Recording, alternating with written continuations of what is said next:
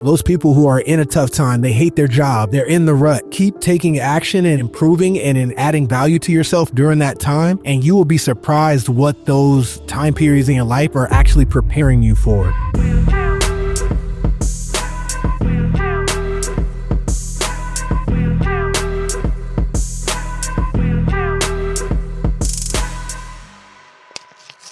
All right. Hello, 0 to 100 family. We are here with another podcast episode. I'm Gabriel Hamill. I'm here with my co-hosts, Travis Dillard and Mitch England, two of my favorite people. And we have an amazing guest today, Devon Kennard, former NFL player who turned his 9-year career into a launch pad for building wealth, now a real estate investor, private money lender, and author of 2 great books, It All Adds Up and Real Estate Side Hustle. Devon is proving that financial freedom is a game anyone can win. Devon, welcome to the 0 to 100 podcast show. Thanks for having me again, guys. I think our last episode was like kind of grainy. It was one of your first episodes ever. My lighting was all off, so I'm glad we're able to run this back. I think this will be a better experience. I am too. We are now professional. We have the mics. We have different colors. We've got... Your episode was actually the first one we ever released, and then we pulled it because the audio was so bad. It was such a good interview, but like you just couldn't hear. So awesome to have you back on, and we'll make this episode even better. Let's do it. Yeah, I know you've been traveling a lot. You're home now? Yeah, home in Phoenix. And actually for March, it's been nice. It's only like 70 degrees right now. Usually we're baking already, so I'll take it. It's like 40 and rainy here, so I don't want to hear it. Although I'm going to San Diego next week, so that'd be good. So as you know, this is a real estate investing podcast show. I think your story starts a little bit different than a lot of ours.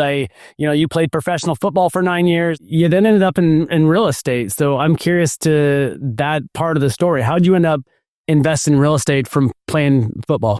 I can't tell that story without talking about my college experience. Coming out of high school, I was a top recruit in the nation.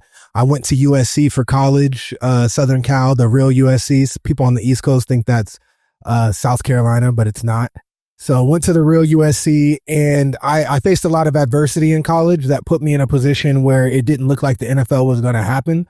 So I started to ask myself, like, well, what am I going to do? And a big thing was like, do I want to be successful because of football, or do I want to figure out how to be successful, period? And obviously, my answer was like, I want to be successful, period. I had a vision for what I wanted my life to look like. And I'm like, well, if I'm not going to get it through football, how am I going to get it? So I started networking, and I met a guy who became like my first true mentor and really changed my life. I remember going to his office, and he owned over 6,000 units. He had his own property management firm. He brought it in-house and managed over 10,000 in LA. But his story started out as a police officer.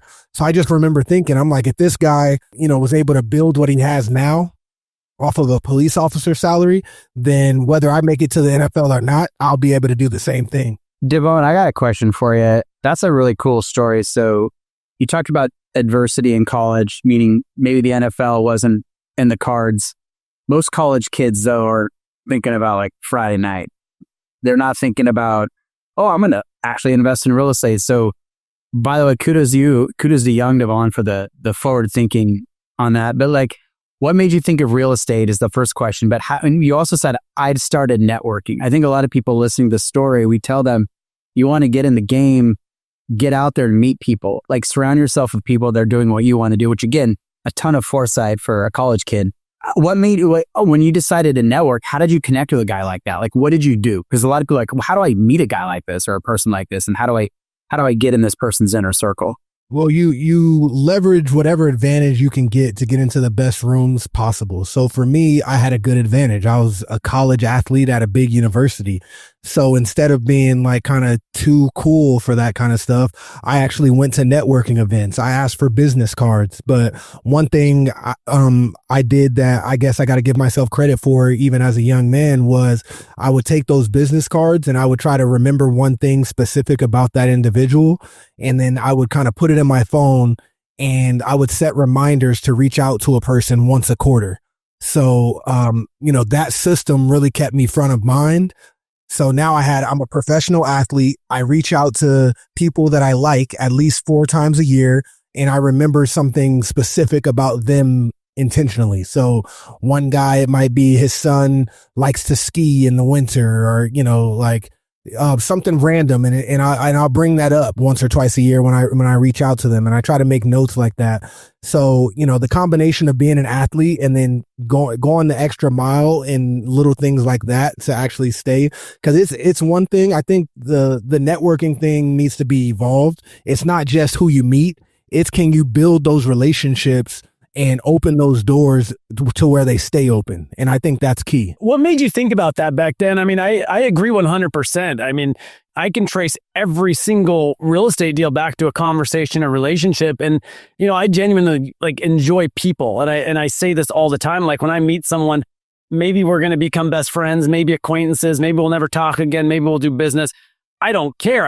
I like meeting people. And so, I realized on the business side, all great deals have come from relationships and conversations. But what made you, I guess, early on? Like, I don't think I was thinking that in my 20s. Like, did somebody say something? Did you read something? What caused you to understand how valuable relationships were, or meeting remembering something about someone you met? Well, I think it goes back to my father played in the NFL as well. So I got to experience some of that life. He retired when I was only like 4 or 5. So I didn't grow up with him playing, but that gave me some insight. And then for me, I really recognized that the idea that I was going to be the most interesting in that moment. Like those time periods when I was in college and I was a professional athlete. Those are the years where I could probably get in any room I wanted to. So I wanted to leverage that, not just by stacking a bunch of business cards, which some people do, but it's actually trying to build those relationships and figure out what I like, who interests me, what career path makes sense, to where hopefully I have direction when you realize that you're in a career that's going to end one day, which I feel like my college career made me realize. It's like, okay, I need to have some avenues to reach success. And that's hard to do by yourself. So I go to USC. Why not take advantage of the people that I can interact with and the doors that I can open up? And yeah, that was my mindset. And I can even look back at a lot of my friends at the time, and I would say it was pretty different than everyone around me.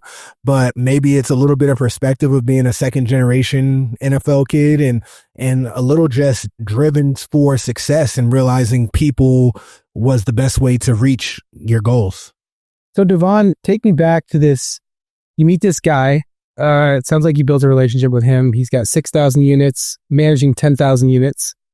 Hopefully I'm getting those numbers right. Yep. First of all, what's interesting is when you meet people and you realize it's just a person, right? Just like you, I think it unlocks something in us. We're like, wait, he can do it. You say he was a firefighter, policeman, I think? Yeah, policeman. He's like, look, if he can do it, I can do it. First of all, there's this aha. So maybe describe that relationship. Did he become a true mentor? And then the second piece is like, when was your first, hey, I'm going to go take action. I'm going to go buy something. I'm going to go invest in something. I'm going to go look at deals. Like, what did you do after this? Yeah. So, he was definitely, there's like a 2-year period where I was like doing this consistently all season. And when I could in season, I was like driving to Orange County. There's a lot of money in Orange County and a lot of, people lived out there, and like taking meetings with a bunch of people. But his stuck out for me because I'll never forget, it was the first time I ever saw what I would equate to one of those moving desks that go up and down. And so he was like standing up, and he had what I would call an equivalent to like a Lululemon outfit on. And he's running this major empire. So I equated that as like, I came suited and booted. I remember like ironing my suit, and I came with, and this guy had like a sweatsuit on and a freaking standing desk, which I never really saw. This is back in probably 2010. So, and then hearing his story, and he was a police officer, and he house hacked and bought one property, and it turned to a duplex. And it was just like, I mean, he's obviously an intelligent and a hardworking dude, but yeah, I left like, if he can do it, I can do it. Like, what the heck? And that was kind of my mindset. And that's when I knew I really wanted to get into real estate. I started to read all the traditional books and listening to all the traditional podcasts and just gaining knowledge. And then I bought my first property. I guess I need to start by saying I got into the stock market first, because I got into the NFL locker room when I was drafted in 2014, and I'm talking to all the vets. And at the time, everybody was just talking stock market. So, they're introducing me to some of their financial advisors. I'm meeting guys. And probably 6 months in, I'm just like, this isn't doing, I was a 5th round draft pick. I didn't know how long I was going to play. I was having a lot of success as soon as I got in the league, but I still had a mindset of like, it could be taken away from me. It could be taken away from me. Sure. So I was kind of like, the stock market thing's not helping me solve for cash flow. The number I wanted to hit when I got in the league was like $10,000. I felt like that was going to be like a crazy amount of income coming in where I'm going to pay for a nice apartment. I'm going to be able to get a car. I'm going to be living pretty good if I can get to $10,000. And the stock market wasn't doing that. So right after my rookie season, I bought my first property and I just never stopped from there. Don't they say that guys and girls in suits work for guys and girls in sweats? No, they I say used so. to wear a T-shirt that said that. Actually, it said that right on the back. So you start reading the books, the locker room talk. It was all about stocks. What made you go kind of against the grain when everyone else was investing in stocks? I know you had that. You actually wanted cash flow. You wanted to actually have monthly income. Paying you every month. But what were those early books? And then what made you make that shift of like, you know what, people can have some money in stocks, but I'm gonna start building wealth through real estate. The motivation behind it was really the cash flow. It's just, I wanted to hit that 10K number, and I'm like, the stock market, it was up, it was down. It was, the financial advisor I had at the time started talking to me about like, loss harvesting or whatever that's called, where it's like, if you have losses. And I'm like, I don't want to be talking about how to take advantage of taxes when I lose. Like, I want so you mean to tell me I'm not getting income, and now you're telling me how I can harvest my losses? And I love that stock, like in real estate, tax strategies are 1031 exchanges or taking cost segregation or depreciation. In the stock market, it's like, oh, it's this great strategy. It's called losing money. It's awesome. You actually lose money.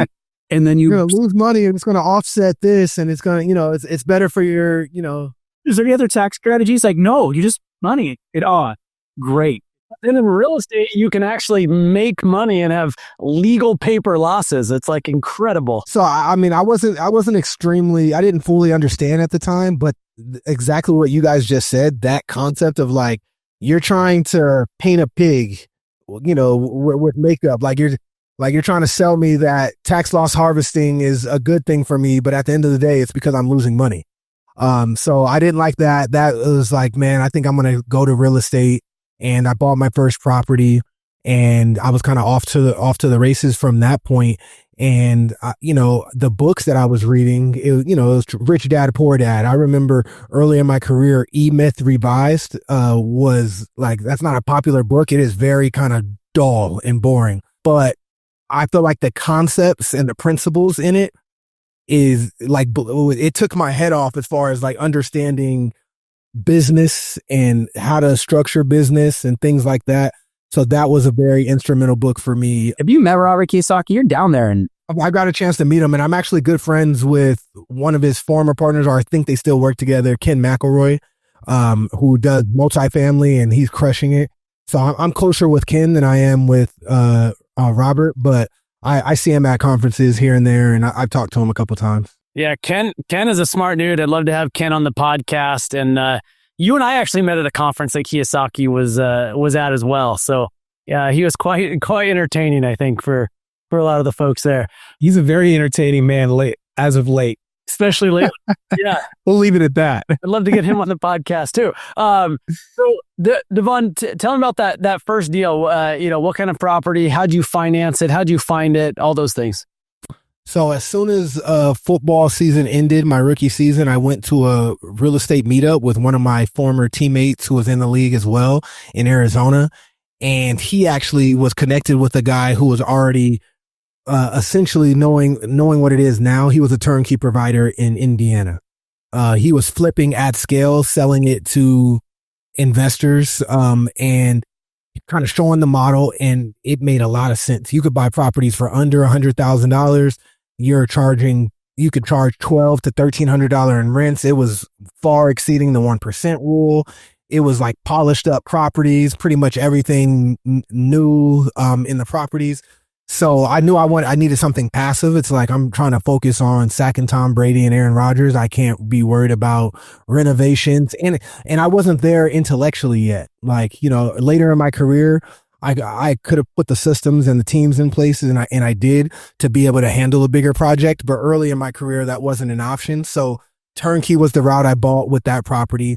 And funny story, my goal was to like kind of buy one, because I'm really conservative. I bought it for $86,000 with a partner. We each put $12K in.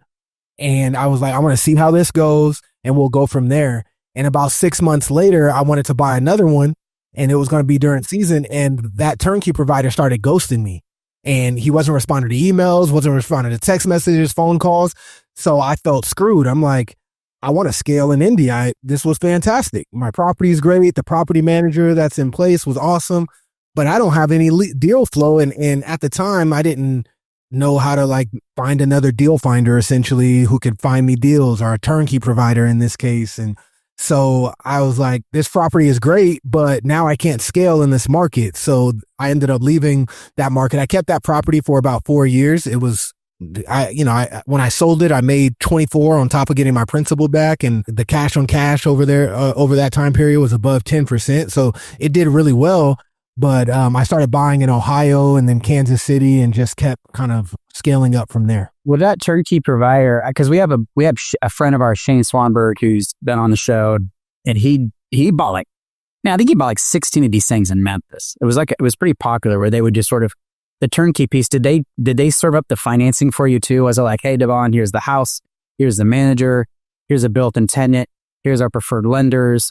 Or did you have to go, because a lot of people, they get stuck on the lending part. They don't understand the down payment. They don't know who to talk to. Like, tell us about the financing piece of that. Yeah. So they did recommend a lender for me in that area, and I pretty much just I felt like they just handed me the whole deal and the whole package, essentially, which at the time, it's harder for those deals to pencil out, at least in the short term. You're going to have to buy those properties and be like, I believe in this area for the next 10 years.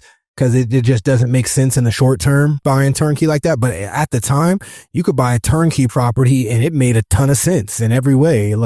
So that's where it was at, and everything was lined up. So how I structured it is, I had better credit and more financial stability than my partner at the time. So I did the loan technically in my name, but he gave me the other $12,000. The loan couldn't be in the business name. Now I know we probably could have got like a DSCR or something like that, but I didn't know any of those options. There was a traditional loan at the time, and I had to put it in my name, and he just gave me the cash. And then we had an LLC, so we did a quick claim deed to that property into the LLC, and we just rocked and rolled like that. Devon, how important, like when I hear that story, I can't help but think, unpeeling it all, you just decided to take action. I mean, this deal worked out for you. Didn't sound like a perfect deal. Didn't sound like you knew everything there is to know about real estate. No one does. But there was a piece to that you're like, hey, I want it to be passive, and I want it to cash flow, and I'm going to take action. I feel like a lot of people get stuck on this, it's not quite perfect, or it's too small of a deal. I mean, it sounds like it was more or less a home run. I mean, we're talking, you cash flowed, then you sold it for a profit, but it wasn't life-changing money, but the action that you took may have been life-changing.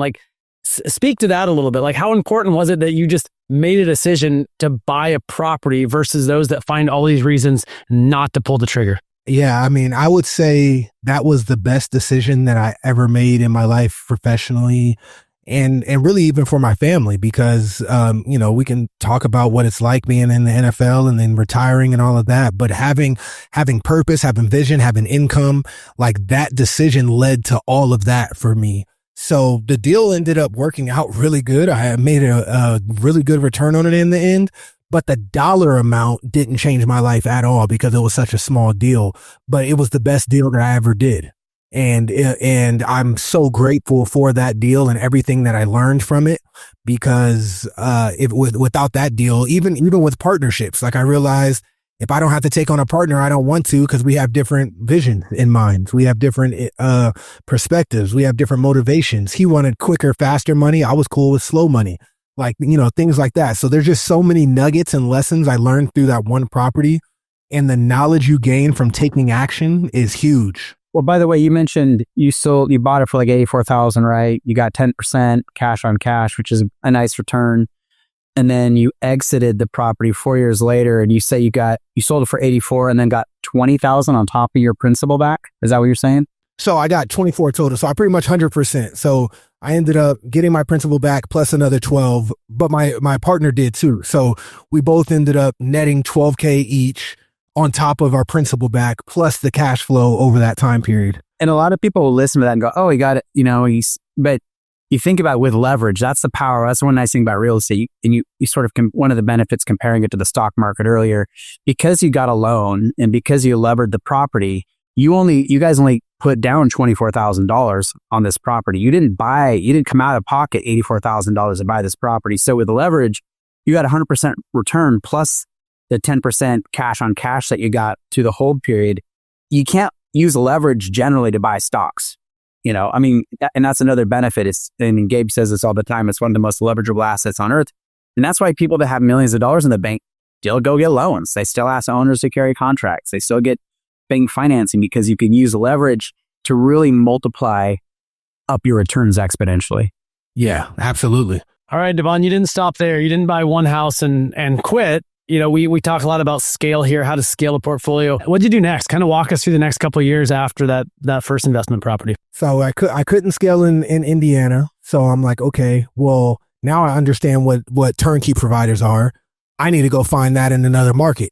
And I just leveraged. I was starting to reach out to a lot of different investors, leveraging relationships. I found a financial advisor that started to get me into syndication investments. And I have a lot of, that's a big part of my portfolio today from my years playing.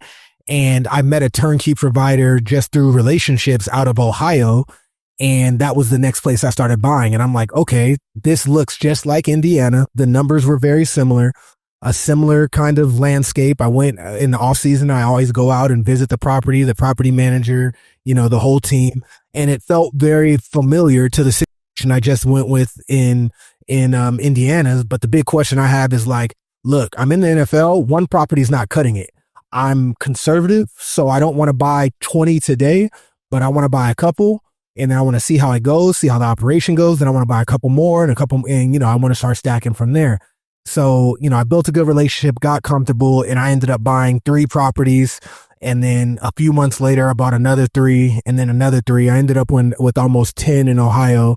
And then I started to think, I kept learning throughout this whole time. I'm listening to podcasts, reading books, starting to hear about diversification.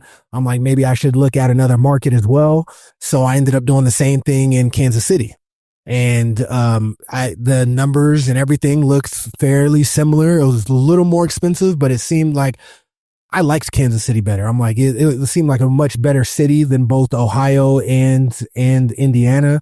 I liked the upside. It was a little more expensive. The cash on cash was a little less, but not a lot at the time. So I started doing the same thing with turnkey properties in Kansas City. And I was scaling up that way, and that's what I built out in Ohio and Kansas City for a while until I felt like I hit the next ranch of okay, I'm really an investor, and then I started to expand into some other stuff outside of turnkey a little more. Were you still the partner, or are you solo at this point? No, so after I did the Indiana deal, I learned that splitting $100,000 properties in half with a partner and the cash flow, that sucks.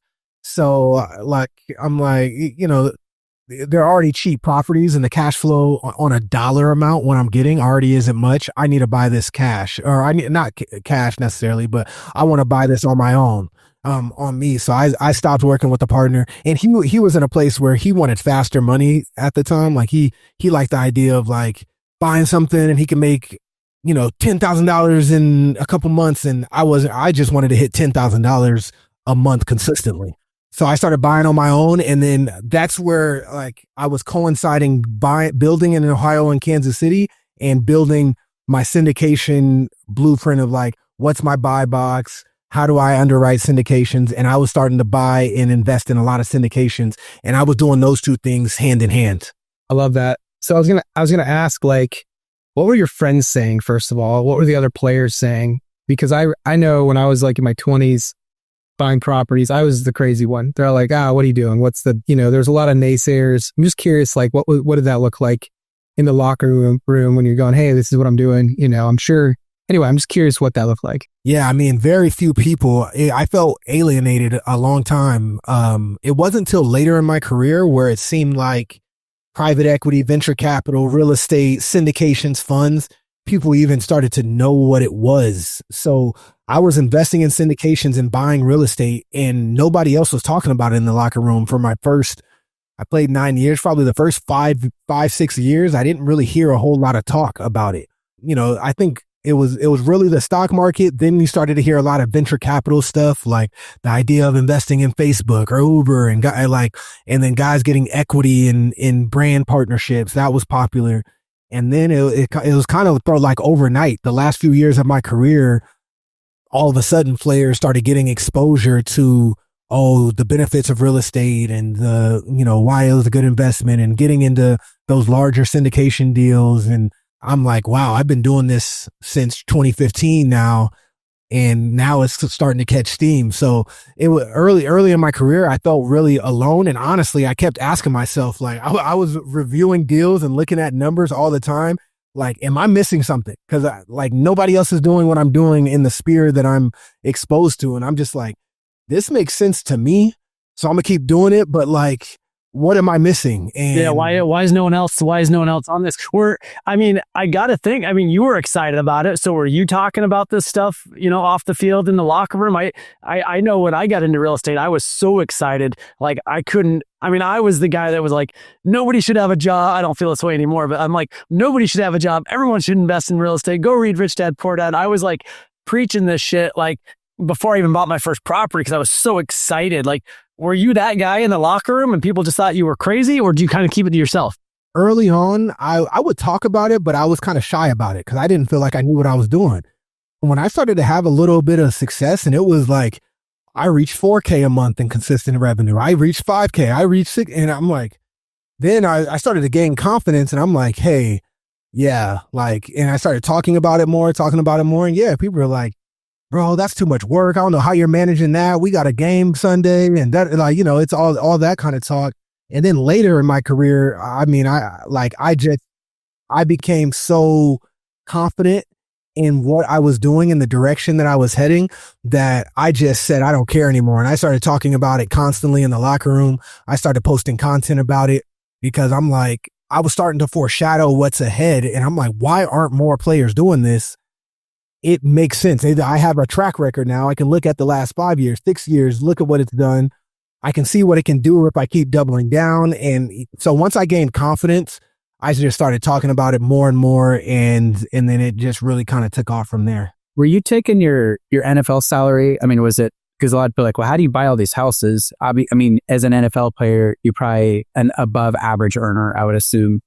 And are you taking your NFL salary and just shoveling in as a down payments on these properties? Is that kind of what you were doing? Was that the plan? I had the mindset of like, I want to live good forever, not for the moment. So even when I first got in the NFL, I brought my high school car, and the first year and a half I drove that, and it was a 2005 Kia Sorento. There's even an article on CNBC about it because people couldn't believe it. And then that article and just a couple of other pieces that came out about it, it led to me getting a Kia deal. So my first 4 years in the NFL, I didn't buy a car. So I was driving my high school car, and then I got a Kia Cadenza, which was like their big bodied sedan that I drove for the last 2 years while I was in New York. Parking next to like the Lamborghinis and the Ferraris and the player park. Hey, right. And it's not that I didn't want those things, because there's certain nice things that I really like and I want in my life, but the thought of like, I wanted to buy it with passive income, and the thought of delayed gratification. And I was like, I felt like a real flex. But I started telling guys in the locker room, and just like, I want to be able to buy that stuff with passive income. So that was kind of like my mentality. That's in how I approached it. And so by being that way, it allowed me even more revenue than some to be able to invest in real estate and to do those things. Yeah, that's brilliant. I don't know if this is a true story, but Marshawn Lynch, I've heard that like he didn't, I think, what did he say? He saved all of his NFL income and just lived off endorsements. I don't know if you've ever heard the story about Marshawn Lynch. Yeah, I've heard it. I mean, you got to keep in mind, he made a lot of marketing money too. So it's like, yeah, that's true. It's like, sure. I mean, it's awesome. I'm glad he did that, but it's like you're talking some serious money on the marketing side too. Yeah, that's right. And I did walk past his car in the parking lot one time, and it was a Lamborghini. Well, it's cool you had that foresight because so many athletes, they get in, they make a bunch of money, they blow it. Unfortunately, and we know about, we can probably name people that had huge careers that are now broke because they feel like it's going to go on forever versus you're like, look, I don't want to get paid, for a couple of years. I want to get paid, or 10 years or whatever. I want to get paid forever. So, well, I think the underlying story in that for your whole community and everything is like some of your darkest days actually position you for the best success. Like, I can dive into those college years and I dealt with depression, anxiety, anger, frustration, jealousy, to be honest, all these different emotions. Cause it's like, I felt like I was looking at other people around me having the level of success that I deserved. I worked my butt off my whole life. I do the right things. I'm willing to make the sacrifices and I'm facing injuries and position changes, but being in a position where I'm like, football really might not work out for me. It forced me to start to look at the world differently. And honestly, those 5-year periods, it completely changed my life, both on and off the football field. So for anybody listening to this message, you don't have to be a professional athlete to take value from, our conversation today.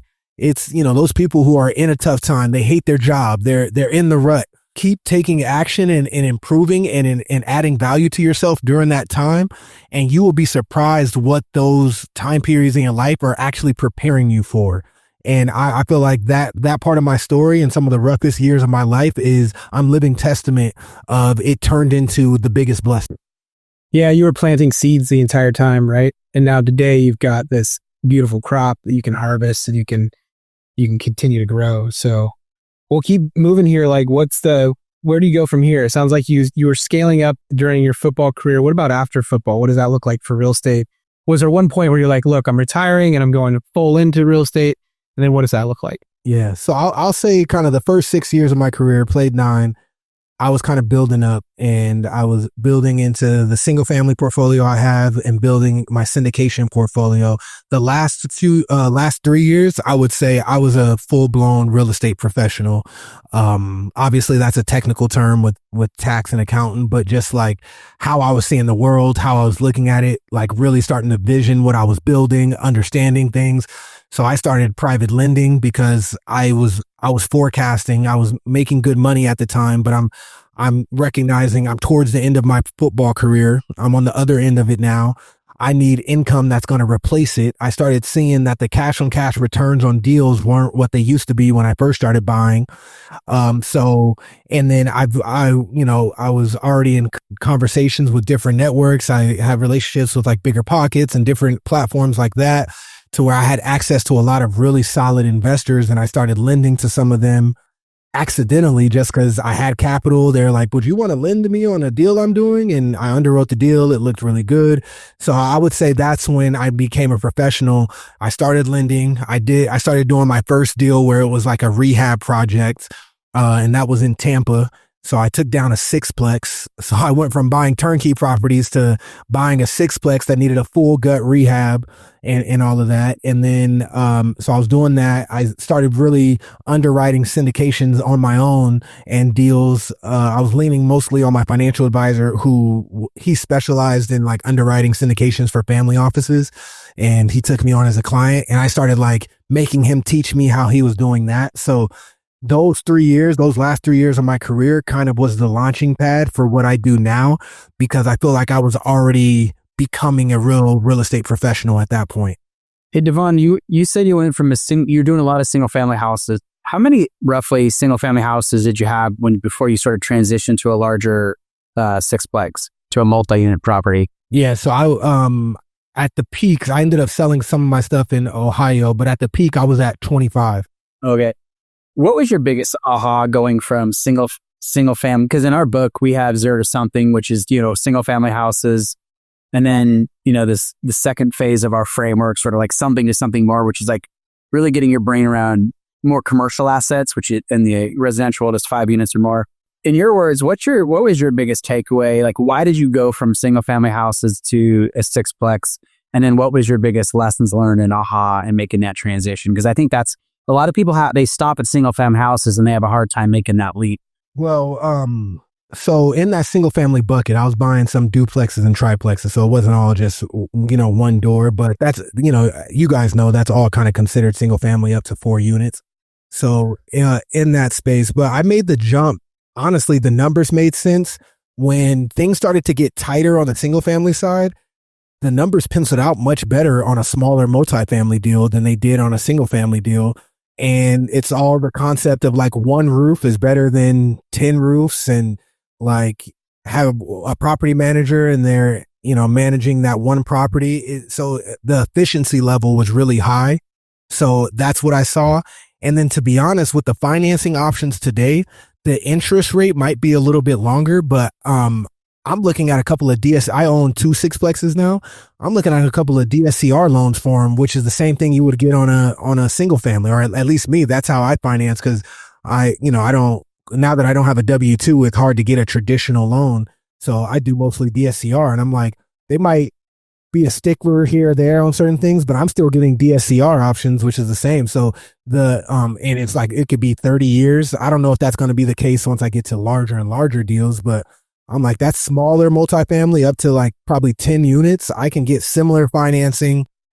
The numbers make a lot more sense, and you can scale a little bit better. So that's why, I really like those 2 deals I did, and I'll continue to buy the smaller multifamily and then probably leverage eventually into maybe even bigger than that and just organically grow that way.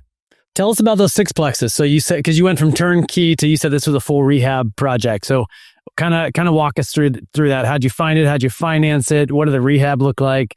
How involved were you? How involved were you not? Just walk us through that whole process. Yeah, so they're in Tampa, Florida, and ironically enough, I've got connected to the people who helped me find the deal and gave me the team and all that through a turnkey provider. Ironically enough, but I built a good relationships. Exactly, I built a good relationship with him. He wasn't trying to sell turnkey properties as much. And he kind of threw me a lob, if I'm honest. Like, he was like, I had this deal. I was going to kind of wholesale it. I was going to kind of maybe take it on myself, but this kind of fits what you said you were looking for. And I'm like, wow, this is interesting. I really did the underwriting. I'm very conservative in my underwriting. And I'm like, worst case scenario, this can make a lot of sense for me. I'm like, but I'm fearful I don't really have the rehab crews, and it's out of state. So I went there in the off season again. I met his crews, and he was like, I will let you use my crews, keep them busy. Just, pay them. You don't have to overpay them, but pay them fair. It'll keep them busy. I'm making some money on the wholesale, like we'll call it even, so to speak, with that. So I used his rehab crews. He connected me with property management that he used to use for many years on, all his turnkey provider stuff that he used to offer. So it was really kind of all fell in together, but it all came down to relationships and building relationships and showing value. So what things did I do to build that relationship? I showed him I was a serious buyer. I'm like, if you help me find something that fits my buy box, I can and I will execute. And I'm not going to be a headache to work with. I'm going to be transparent. If it is a no, I'm going to try to give you a no fast, and, just the things that make you appealing to work with. And I think I did that. It attracted him to me. And, now I bought in 14 units in that area using the same crews that he first introduced me to. Gosh, it's like relationships are important in this business. It's so weird that you said that.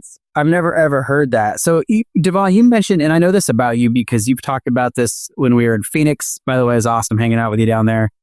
I might have beat you at Top Golf. I'm not sure. I mean, that's what this podcast is about. No, but like, you mentioned the fact that you're conservative all the time. And what does that mean? Like, what's your definition of conservative? Because I think that's really important. And I say this because Mitch and I, we sort of yin and yang. Sometimes I'm the glass is half full when we invest together, and he's just he's just kind of soul sucking sometimes, and he's a negative Nelly. But it actually works out really well, and our portfolio is doing under 50% levered. Our debt service coverage ratio is really strong, and we're really our portfolio is doing really well. And I'm not saying that to brag. It came down to underwriting these deals conservatively before. I think kind of the proverbial crap hit the fan, which has happened over the last couple of few years. You mentioned a lot of syndicators. There's a lot of people in trouble right now. Rates reset. They skyrocketed. So for our listeners, when you look at a deal and when you look at it through the lens of Devon, your eyes, what does conservative mean to you? And how would you look at that? A couple of things come to mind. One, always look at return on capital or return of capital before return on capital. And what I mean by that is like some people get very bullish on this deal can do this and it can do that. But I'm in a position, I was blessed enough to make a good amount of money while I was playing in the NFL. My number one responsibility to protect myself and my family is try to make sure I make investment decisions that's going to, at bare minimum, return of my capital. So if I invest $100,000, come hell or high water, I should get $100,000 back. And, so obviously that's kind of like baseline that I feel like everyone should have that mindset, but a lot of people don't consider it. They just think about what the upside is and not like, is my downside going to zero? If that's the case, I'm not even looking at a deal if that's my downside. So I think that's number one, return of capital before return on. And then from there is a sensitivity analysis. You learn that evaluating syndication deals. I try to make sure every syndication deal I review has a sensitivity analysis. I want to know if they don't reach projected rents, if the project takes longer, what's going to happen. But I'm diligent enough to do that in my own deals. What if I don't hit these rents? And to be honest with you, I'm going through that with my second sixplex I have going on right now. So I'll give you a great example, real life. The renovation of my most recent sixplex I have in the Tampa, I got it for a much cheaper price, but it's not as good of a location. It's taking harder to rent. It's taking longer to rent. And I was hopeful. So on the sensitivity analysis, I was hoping to get comparable rents to my other sixplex. It's been like a couple years since the other one. Like I was hoping, okay, we should be able to hit similar numbers. Luckily, I did a sensitivity analysis because I'm not going to hit those numbers. Not if I want to get it rented out anytime soon. It's tighter in Tampa right now. So I was expecting 10.5 and I'm probably going to get like 9.9. But luckily I underwrote all the way down to in my sensitivity analysis to 9,000. We're talking gross rent. So I was hoping to get 10.5. The upside, like best case scenario, it's hot. We're thinking maybe I can get 11. And I'm going to end up hitting like 9.9. So 9,900 in gross rents. Now my deal pencils out and makes sense and would be a deal for me all the way to like 8.8, but 9.9 is like my soft like floor. And that's what I'm looking for. So now I'm in a position where, all right, I'm protected. I didn't hit the number I was really shooting for. I was shooting for the stars number. That's out of the question, but I still have a very solid deal that I'm proud to buy and I'm proud to own because I was conservative and I did my sensitivity analysis. So I hope that gives you a picture of what that looks like in real time. I love how you're focused on this because so many people are like, well, you got to have an IRR of this and a cash on cash of this and all those upside metrics, which is fine. But you're like, look, I want to preserve my capital. Then I'm going to run a sensitivity analysis, basically downside analysis to understand like, hey, what's worst case scenario? And does that still preserve my capital? And then it sounds like after that, then you're like, okay. And so that's interesting though, because you see a lot of people have this laser focus on the upside, but they discount the downside and the downside can't happen. I mean, we've had properties that we've underwritten incorrectly. And thank God, I mean, we've got one in Pennsylvania. We ran exact same kind of sensitivity analysis like you're talking about. We're okay. Property's fine. It's whole. It's not doing as good as we thought. But like, if we didn't run that, man, you could get yourself in trouble really lose fast. Money. And Warren Buffett, right? Yeah. Rule number 1, don't lose money. Rule number 2, see rule number 1. That's exactly what you just said. Like, don't lose money. Get your capital back. Do you have a time frame that you want to get your capital back, Devon? Is it in the form of equity? Is it like, no, I want to refinance within 36 months to get my money back and hold? Like, define that, get your capital back a little bit more, if you wouldn't mind. I would say that's evolved and changed a lot for me. And honestly, I've kind of am more along the lines of Gabe's thinking and stuff of like, I want my capital back as fast as possible, but I balance that with a low LTV. So I want my capital back ASAP, but some people will do that and sacrifice LTV in the sense of now they might be more susceptible to being in a bad spot as far as where they're at with their loan. So I try to balance those two things. So from my experience looking at deals that I've either been in or deals that I've seen fail on the larger scale in the syndications and even smaller people buying single family properties, other commercial deals, whatever. When people fail, it comes down to debt. Like, I don't know if you guys have experienced anything differently, but at the end of the day, if somebody loses money, the debt structure, whether it was a variable or fixed, or whether the loan term came due and the cap rate was lower, but I haven't seen a deal that has failed that didn't come around debt. I agree 100%. I mean, I feel like how you finance a property is such a huge piece of the puzzle. And in a lot of the real estate circles, it's like almost never talked about. And it doesn't matter if it's traditional financing, seller financing, private money, hard money, like how you finance a property is what makes the deal work in the short term and the long term, right? And so like I've seen a lot of people get their ass kicked because they're not aware of, maybe a balloon that's coming up, or that, they don't have long-term fixed debt, or interest rates double like they have. And so it's a huge piece. And going back to what you were previously talking about, I absolutely love how you talk about return of capital versus return on capital, because once you have your money back, it's all house money, right? And then the way you analyze those deals, you kind of stress test it. It reminds me of a lot of those early multifamily deals I did. I used to underwrite it in 3 different ways, kind of like actual numbers, the most likely upside, and then best case scenario. But I always based it on like the actuals and worst case scenario, and did everything I could to get it to the best case scenario. I mean, I love the way you're looking holistically at real estate investing and all those things, because it's not just one piece of the puzzle. All these things are important when looking at a deal and when investing in real estate. They say debt can be a really powerful weapon. Like we talked about earlier, like you can multiply your returns, or you can just blow your head off, which is we're seeing a lot of people blowing their head off and losing money for their investors, these syndicators, because they underwrote. They were not conservative on their underwriting when it came to LTV, loan to value, for those of you that are wondering what that acronym means. And now rates doubled. Do you have an LTV threshold? Do you I don't go in with more than 75% LTV? Because Mitch and I, we go in with an LTV, and within 12 months, we want to force appreciate these assets and be under 60% LTV. I'm curious what your philosophies are on LTV. And then Mitch, I know had a question. Yeah, so I don't like being above 75% on any one deal ever of the LTV. And that's honestly, my overall portfolio is more so at 50% overall. So I like low LTV. The perfect portfolio for me is no cash in, but 50 to 60% LTV. When I can get to that, where I've gotten all my cash out of, my properties or my portfolio, but my LTV is only 50 to 60%, I feel like that is a purely bulletproof portfolio, because all your cash is out. You're talking about infinite returns across your portfolio or your properties. But at the same time, your LTV is low enough to where you can take on any downturn, any vacancy, any, insurance goes up. You're going to be able to weather a lot of storms in that case. So that's kind of my North Star. And I don't know if I'll ever reach that perfectly, but I think the perfect portfolio is 50 to 60% LTV, no cash in. Well, we're running into problems now where we want to be we're under 50% LTV on a lot of stuff.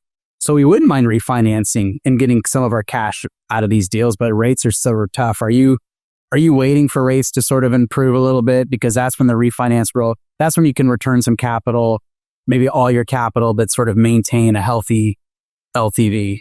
Yeah, absolutely. So, when it makes sense, I do. But one thing I'm leveraging right now, and it's mostly because I'm lending as well, is, all right, if it doesn't make sense for me to refinance, I'm taking line of credits across some of my portfolio.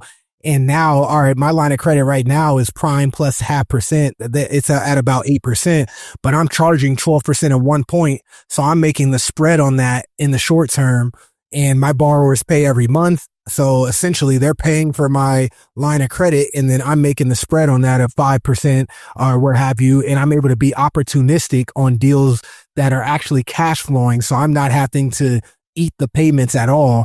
So that's been my short-term solution. And then when it makes sense, I'm going to refinance those properties and actually pull cash out. And I'm always kind of evaluating that of like, all right, how much cash can I pull out? Does it make sense to do that? Or should I just do a line of credit for the next couple of years? So I'm always balancing that kind of dilemma.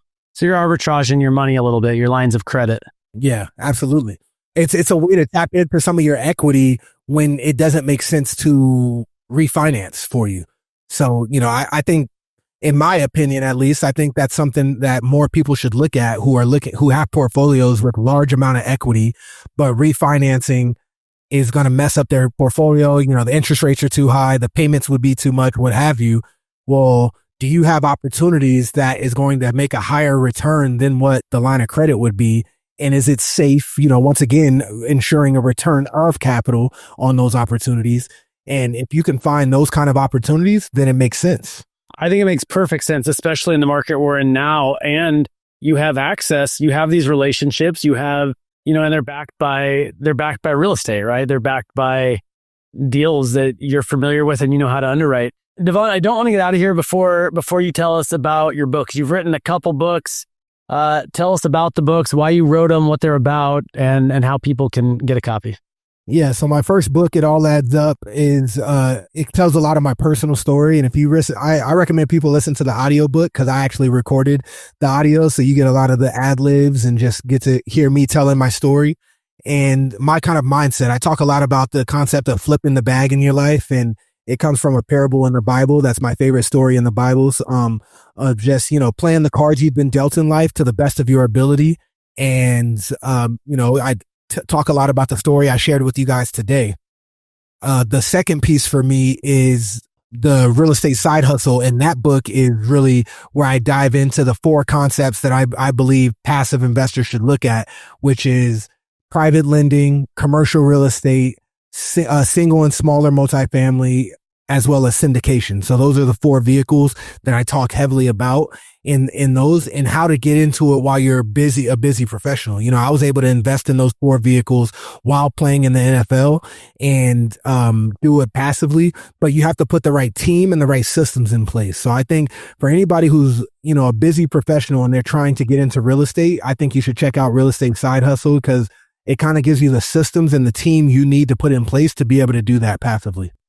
Yeah, that's amazing. Devon, you're so generous with your time. I mean, we appreciate you jumping on this podcast again for us now that we are queued up as professional podcasters. And, also last year you came out to our live event and sat on the panel in Scottsdale, which was awesome. And you just poured into our 0 to 100 members that showed up. I know they all appreciated you being there and pouring into them and sticking around for, a million questions. So, a lot of gratitude, man. I'm thankful that you're in my world and that you came on this podcast again.